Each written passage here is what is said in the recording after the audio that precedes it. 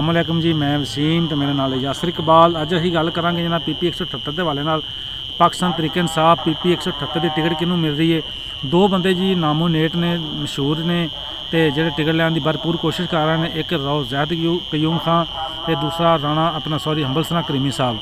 तो दोवें उम्मीदवार ही अच्छे ने, दोवें उम्मीदवार ही माशाल्लाह जरा ना फाइट करने वाले ने। तो टिकट किनू मिल रही है ये जनाब ना ये गल्लां गोलमोल ही ने। तुहानूं सारिਆਂ ਨੂੰ पता है खान साहब खुद इंटरव्यू लै रहे हैं, इंटरव्यू की पुछ रहे हैं, वो उन्होंने पता है जो इंटरव्यू दे रहे हैं या उन्होंने भी पता जो पाकिस्तान तरीके साहब नाल रिलेटेड ने।